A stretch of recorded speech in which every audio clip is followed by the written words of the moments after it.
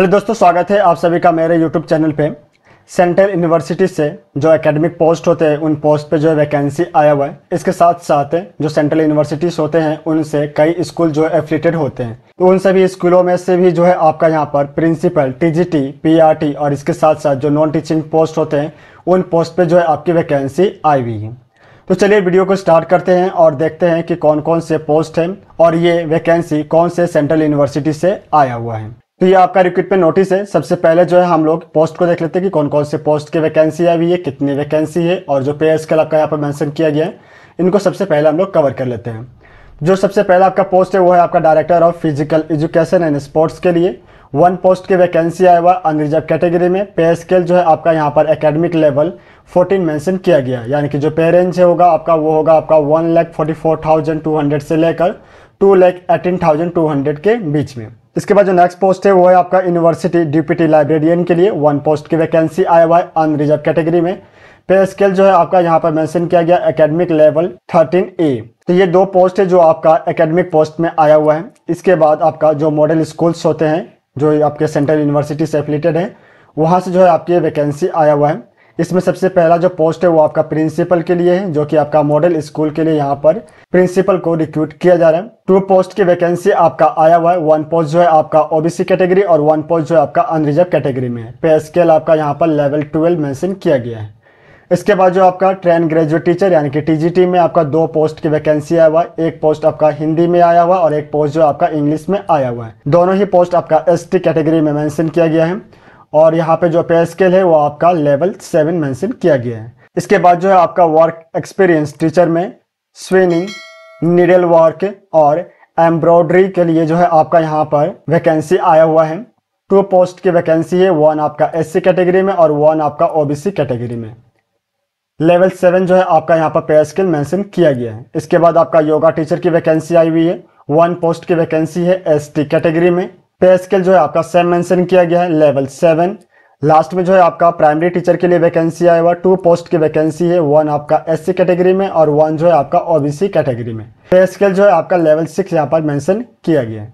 तो ये सभी पोस्ट है और वैकेंसी है जो आपका इस रिक्रूटमेंट नोटिस में आया हुआ है। ये जो रिक्रूटमेंट नोटिस है वो आपका आया हुआ है मौलाना आज़ाद नेशनल उर्दू यूनिवर्सिटी से। इसके बाद जितने भी जो पोस्ट अभी हमने कवर किए, इन पोस्ट के लिए जो एलिजिबिलिटी क्राइटेरिया, जो क्वालिफिकेशंस मेंशन किए गए, उनको देख लेते हैं हम लोग यहाँ पर। सबसे पहले जो है आपका director of physical education and sports के लिए जो एलिजिबिलिटी क्राइटेरिया क्वालिफिकेशंस होनी चाहिए वो आपका यहाँ पर मेंशन किया गया है, जिसमें जो है आपका क्वालिफिकेशन के साथ साथ जो है आपके पास में उर्दू लैंग्वेज की नॉलेज जो है आपके पास में होना चाहिए। इसके साथ साथ जो है यहाँ पर अकॉर्डिंग टू यूजीसी नॉर्म आपके जो फिजिकल फिटनेस है उसको भी जो है टेस्ट यहाँ पर किया जाएगा, जिसमें जो है आपका मेल और फीमेल दोनों के लिए जो है अलग अलग कैटेगरी यहाँ पर मेंशन किया गया है। इसी तरीके से आपका यूनिवर्सिटी डिप्यूटी लाइब्रेरियन के लिए यहाँ पर क्वालिफिकेशंस को मेंशन किया गया है। इसके साथ साथ जो है आपके जितने भी जो स्कूल के लिए जो पोस्ट आए हुए हैं उन पोस्ट के लिए भी जो क्वालिफिकेशन एज लिमिटेशंस है वो सभी जो है आपका यहाँ पर मेंशन किया गया है। तो इन सभी को जो है आप अपने बिहाफ पे एक बार जरूर स्टडी करें, क्योंकि अगर मैं पूरे क्वालिफिकेशन और एज लिमिटेशन को कवर करूँगा तो ये वीडियो जो है बहुत ज़्यादा लंबा हो जाएगा। इसके बाद जब आप पीडीएफ को स्क्रॉल करते हुए पेज नंबर 7 पे आएंगे तो यहाँ पर जनरल इन्फॉर्मेशन दिए गए हैं, जिसमें आपके जितने जो टर्म एंड कंडीशंस है वो सभी जो है आपका यहाँ पर मेंशन किया गया है। इसी तरीके से जब आप पीडीएफ को स्क्रॉल करते हुए नीचे की तरफ जाएंगे तो पेज नंबर 11 में जो है आपका यहाँ पर मेंशन किया गया है कि आपको यहाँ पर कैसे अप्लाई करना है। तो अप्लाई करने के लिए सबसे पहले जो आपको इनके वेबसाइट पर विजिट करना है और वहाँ से जो है आपको ऑनलाइन माध्यम से एप्लीकेशन फॉर्म को फिल करना है। एप्लीकेशन को फिल करने के बाद जो है आपको उस एप्लीकेशन को डाउनलोड करके प्रिंट कर लेना है। उसके साथ जो है आपके जितने डॉक्यूमेंट्स है, आपके जो सर्टिफिकेट्स है, कास्ट सर्टिफिकेट है, उन सभी के सेल्फ अटैच कॉपी को आपको एप्लीकेशन के साथ में अटैच करना है। एज ए रजिस्ट्रेशन फी आपको यहाँ पर 500 रुपीज़ से पेड करना है ऑनलाइन माध्यम से। और ये जो ऑनलाइन माध्यम से आप यहाँ पे पेमेंट करेंगे उसके रिसिप्ट को भी जो है आप अपने एप्लीकेशन में जरूर अटैच करें। अगर आप SC, ST, PWD या वीमेन कैंडिडेट है तो आपको कोई भी रजिस्ट्रेशन फ़ी नहीं देना है, आपके फ़ी को यहाँ पर एग्जेम्प्टेड किया गया है। इसके बाद जो आपका हार्ड कॉपी होगा एप्लीकेशन का उसको जो है आपको यहाँ पे जो एड्रेस दिया गया है इस एड्रेस पे जो है आपको सेंड करना है। इसके बाद जो आपके जो इंपॉर्टेंट डेट है वो मेंशन किए गए। आपका लास्ट डेट है ऑनलाइन एप्लीकेशन को सबमिट करने का 31 अगस्त 2024 और आपके हार्ड कॉपी को रिसिप्ट करने का जो लास्ट डेट है वो है आपका 9/9/2024 शाम के 5 बजे तक जो है आपके एप्लीकेशन को यहाँ पर रिसिप्ट किया जाएगा।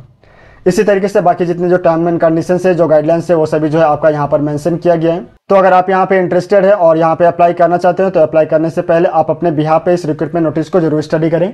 वेबसाइट का लिंक मैं आपको डिस्क्रिप्शन में दे दूंगा, तो वहाँ से आप डायरेक्टली वेबसाइट पर विजिट करके रिक्रूटमेंट नोटिस को डाउनलोड कर पाएंगे। आप सभी को ऑल द बेस्ट, मिलते हैं नेक्स्ट वीडियो में। धन्यवाद।